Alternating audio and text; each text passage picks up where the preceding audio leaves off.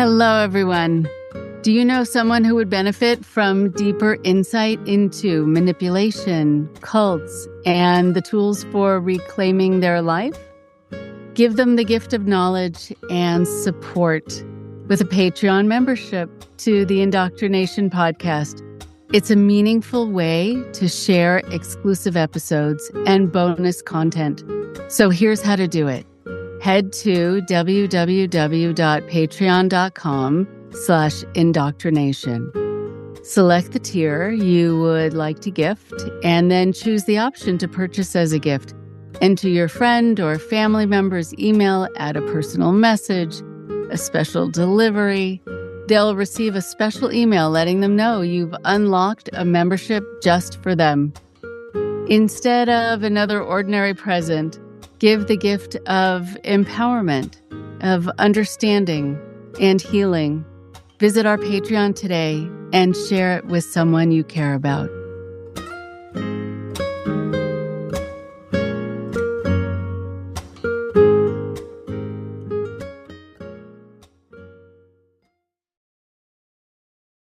Hello, everyone. I want to be sure to take a few moments to encourage everyone to allow themselves some good self-care and to be able to take a break during the holiday season and as we lead into the new year. No matter your religious background or no religion at all, or your family situation, these next few weeks can be very stressful. And that is true actually for everyone for a variety of reasons. And I want to make sure that we all collectively take a step back and that you give yourself that break whenever possible in whatever ways you can. So, to follow my own advice, my team and I are going to be taking a short break to rejuvenate ourselves and to make plans for all of the amazing shows that we have coming up for you in the new year that we're very excited about. Enjoy these re-releases, and regular episodes will resume on January 7th. Enjoy the episode and take good care.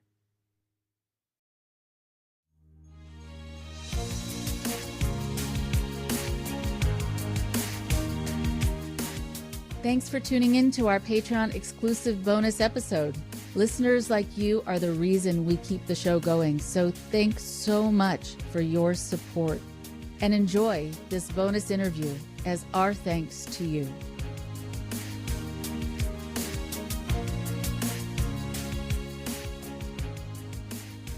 Hello, lovely, lovely, lovely Patreon supporters. Here is another bonus episode as our gift to you. In honor of the time of year and the holidays that a lot of people who are listening are going to be celebrating, Thanksgiving and Christmas and New Year's and Hanukkah and Kwanzaa and all the other religious groups and their holidays, we wanted to try to tackle the subject that comes up for a lot of people, especially during the climate in the world now, which is talking to people with differing views. It is so important to understand how to do that if it's at all possible. And if someone else who you're trying to deal with makes it impossible, it doesn't mean you didn't do it well enough or the right way. It's just they might not be quite ready to have the discussion. But let's try to get to some of the heart of it.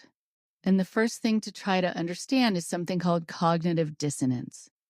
These are opposing viewpoints, and it creates a lot of discomfort and resistance.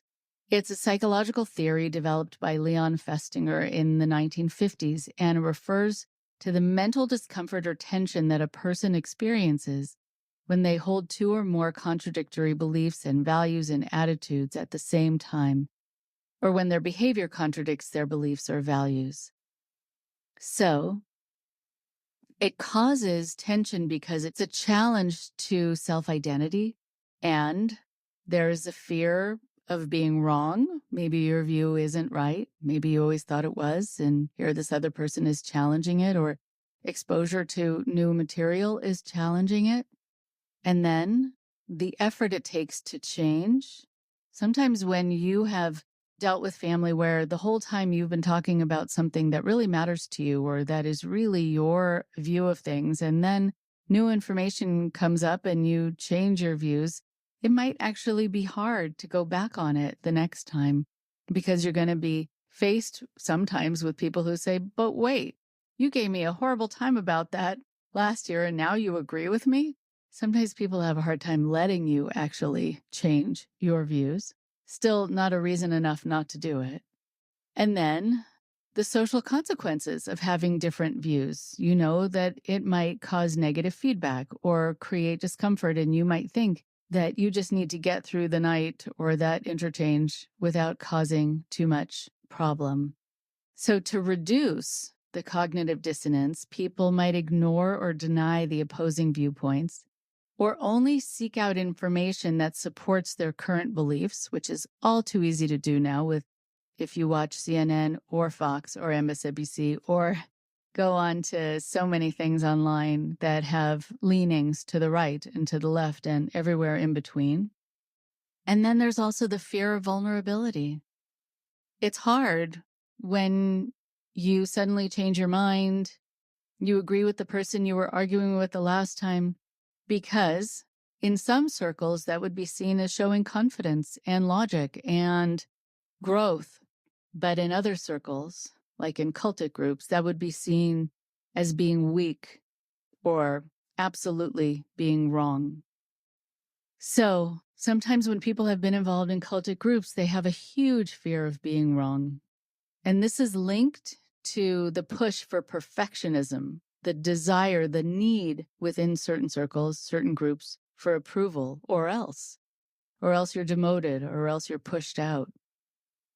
And so there's quite a price to pay for suddenly not coming across as having views that are aligned with the group around you, i.e., seeming perfect. There's also the impact on your mental health. Constantly fearing vulnerability in these ways can lead to stress, anxiety, depression. It can prevent individuals from seeking help and can exacerbate feelings of loneliness and isolation. So a lot of people will just stay in the sort of passive agreement with other people around them because it makes the moment easier. And that's why I think sometimes when people come forward and say things on this podcast, online, and then they get hate, and just like I've gotten in the past for taking on certain subjects, certain stories, I like to hear it as I see it to a great degree, which is that if you think that what you're presenting actually has some merit and has some proof behind it, and someone else's views come from a place of having blinders on, but they're fighting against you, I see it as that they're just not ready yet. I use the word yet quite a lot. They're not ready yet to see it in the way that it really is, because that might mean there's this domino effect. They have to sort of rethink everything in their lives, and they might not be ready for that.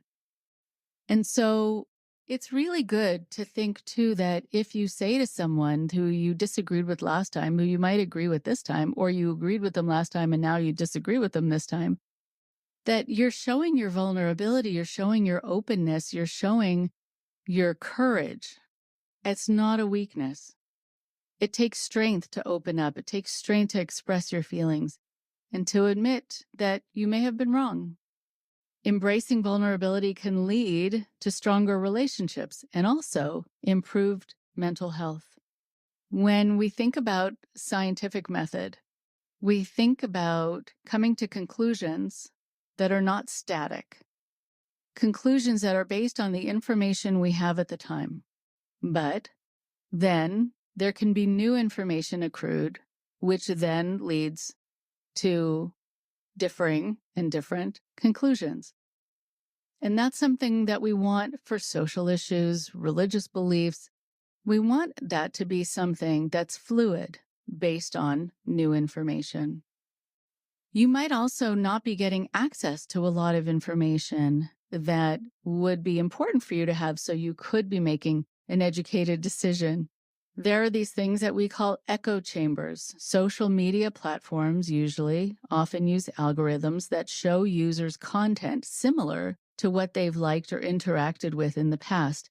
And this can create these echo chambers where users are exposed primarily to viewpoints that align with their own, reinforcing their existing beliefs and reducing exposure to differing opinions. I've had that happen to me when I care about a subject and I kind of see it with a certain leaning. Those are the articles I get.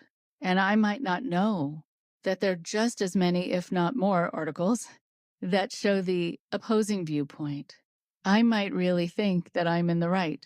And that's why I value having these discussions so people could say, actually, have you seen these articles? Have you seen this way of looking at it? Have you read this person who seems to know a lot about a lot of things, who sees it differently? Know also that some of your views are from misinformation and truly fake news, which is all too prevalent now.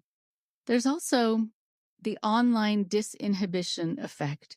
The anonymity and physical distance provided by social media can lead to more extreme, less inhibited behavior. And this can lead people to not want to get involved in arguments because other people on the other side who don't know them, are never going to see them, never have to interact with them, can be cruel. They can actually be threatening because they don't have to say it to your face.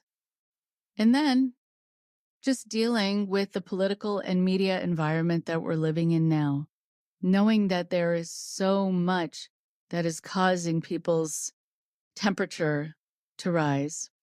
Addressing this polarization is complex and requires efforts at multiple levels, including media literacy, education, algorithmic changes on social media platforms, and figuring out a way to promote civil discourse and understanding. And so, if people don't really want to talk about it, whatever it is, you might want to say, if it's important to you, you might want to let them know that open dialogue actually causes more empathy and understanding. They don't just have to hear you lecture them, but they get to be heard too. And they get to express why that position matters to them. It can enhance relationships.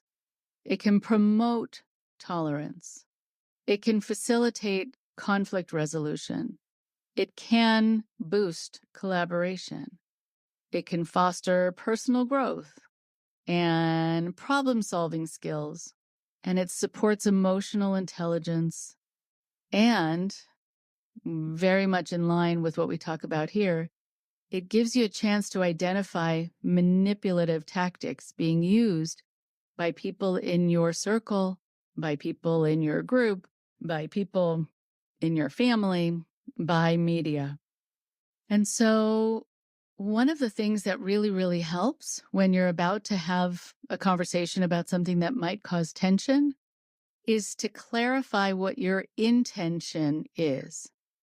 And to say something like, this is so that we better understand each other, so that we have more of a closeness, or we might see that we have more in common than we think. And maybe even the thing that you have in common isn't about the content of what you believe in, but just the fact that you both care to this degree. Then it's also really important to set boundaries. Open communication allows people to express their comfort levels and set personal boundaries. And if these boundaries are repeatedly crossed, then you get to see who's ready to have this discussion and really who isn't yet. And sometimes a boundary can be, you know what, if someone starts shouting, that's sort of when the discussion is going to end. I'm not going to be involved anymore. Or if it really gets heated, I might need to go out for a minute by myself to kind of cool down before I come back. But if someone follows you out and is still berating you, they are crossing the boundary that you set ahead of time that you needed a moment alone. And also, if it devolves into ad hominem attacks, and ad hominem attacks are when it gets personal. When someone has run out of material, and they'll just say, oh, yeah, well, you're dumb, or I don't know, whatever, you're ugly, or something's totally outlandish and childish. But that's also usually because they don't have something actually to add to the discussion, and they're frustrated by that. And so you can say, oh, if it gets personal and you start, I don't know, talking about the way I look or who I married or I don't know, whatever, the car I drive, something, or that I have ugly shoes on, who knows, or that I'm stupid, that's a time to regroup and maybe pause or see if we can both go and do some more research and then come back and talk some more. It's really good to also know that your job is not only to talk, but to listen. Active listening is crucial. So really hear a person and really let them know that you want to hear them too, even if it's uncomfortable, even if they're saying something that you might even think is offensive, not that they're personally offending you, but that they might have a position that you find offensive. And so if you can express your feelings by starting with I statements, not, well, if you weren't so blah, blah, blah, then you would believe this, but to say, I think this and I feel this, and it matters to me to believe in this cause for the following reasons, makes it a lot easier in the discussion, less blaming. And then also try to state what you need from the discussion. I'll sometimes tell families and loved ones, friends, that maybe they need to forfeit being right.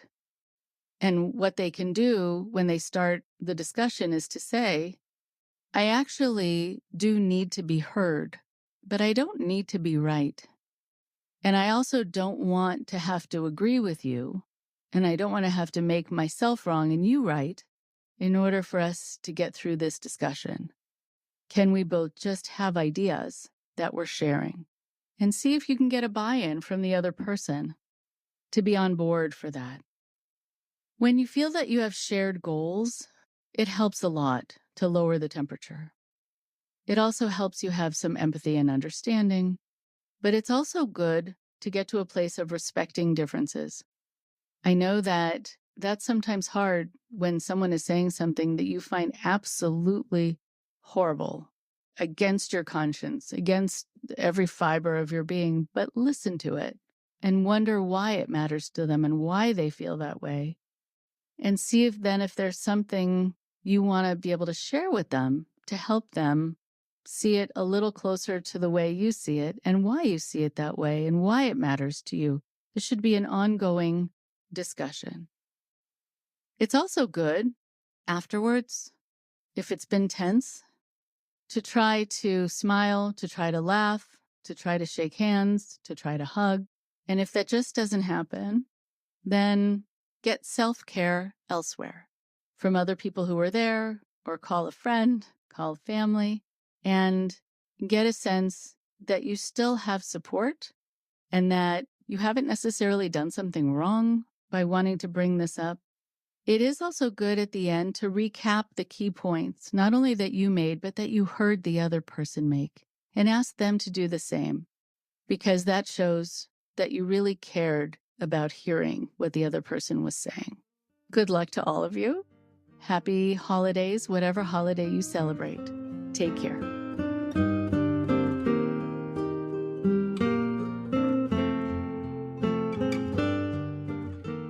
Thanks again for listening to our Patreon bonus episode. Your support is crucial to keeping the show on the air. Don't forget to subscribe to our YouTube channel and follow us on Twitter and Instagram for more content and resources. Be well, and I'll talk to you soon.